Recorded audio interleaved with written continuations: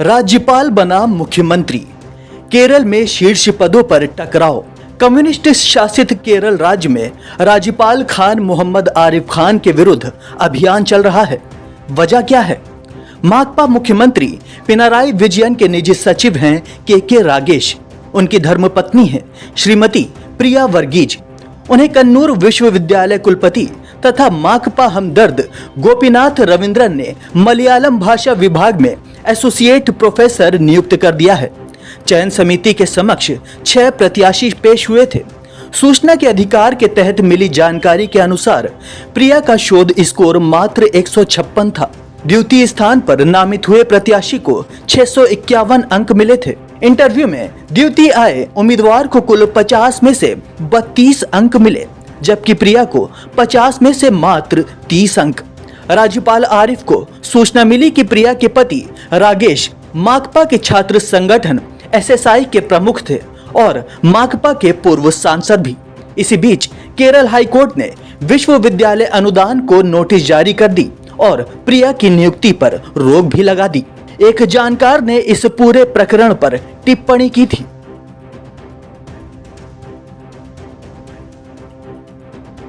Cadre आधारित राजनीतिक दल महत्वपूर्ण पदों पर अपने समर्थकों की नियुक्ति को प्राथमिकता देते हैं, क्योंकि इससे संगठन व सरकार के बीच जुड़ाव सुनिश्चित करने में मदद मिलती है। मगर इसे परिवार के सदस्यों तक ले आना निश्चित ही तनातनी को बढ़ाता है और इससे भाई भतीजावाद की बू भी आती है।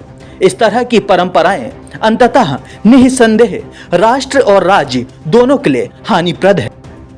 मगर प्रिया वर्गीज के चयन के समर्थन में माकपा नेता के बालन का सवाल है, क्या कोई ऐसा मानदंड है कि बड़े नेताओं के बच्चे यदि योग्य भी हैं तो उनको नौकरी नहीं दी जाए? स्मरण रहे कि इसके अतिरिक्त केरल में एक और शासकीय कुप्रथा है। इससे राज्य कोष पर अनावश्यक बोझ पड़ता है। आरिफ मोहम्मद खान ने इस प्रणाली पर भी रोष व्यक्त किया। केरल के मंत्रियों को अधिकार है कि वो 20-20 व्यक्तियों को अपने निजी स्टाफ में नियुक्त कर सकते हैं।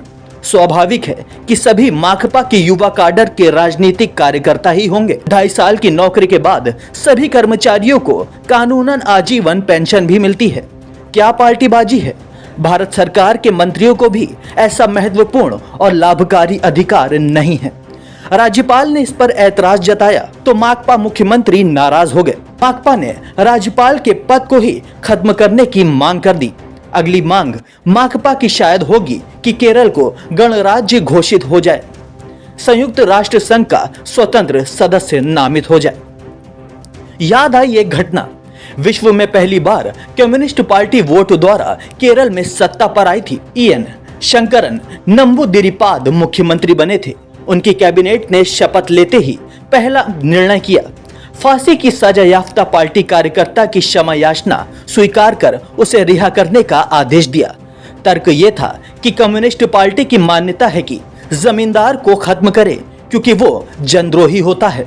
पार्टी कार्यकर्ता ने एक लोक शत्रु की हत्या की है, अतः वो पार्टी के कार्यक्रम को ही कार्यवंतित कर रहा था, अर्थात विधानसभा और अदालतें समाप्त कर दी जाएं, पार्टी और सरकार में अंतर खत्म। तभी प्रधानमंत्री जवाहरलाल नेहरू ने अपनी बेटी और कांग्रेस अध्यक्ष इंदिरा गांधी की सलाह पर केरल की कम्युनिस्ट सरकार को बर्खास्त कर दिया था।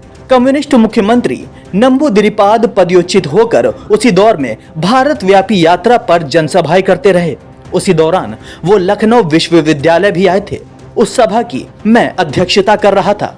उनका स्वागत करते हुए मैंने कहा था, एशिया की 2 त्रासदियां, पहली त्रावणकोर में निर्वाचित सरकार को नेहरू कैबिनेट द्वारा भंग कर देना, दूसरा उधर हिमालयी राज्य तिब्बत में चीन की कम्युनिस्ट सरकार ने परम पावन दलाई लामा की सरकार को सैन्य बल से अपदस्थ कर दिया।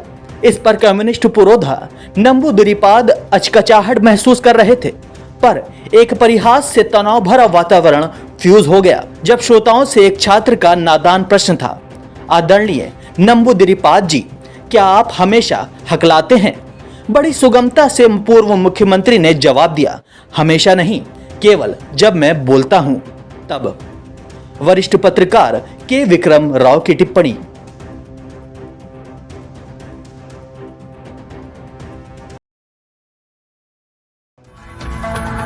ताज़ा तरीन खबरों के लिए सब्सक्राइब करना ना भूलें दस्तक टाइम्स।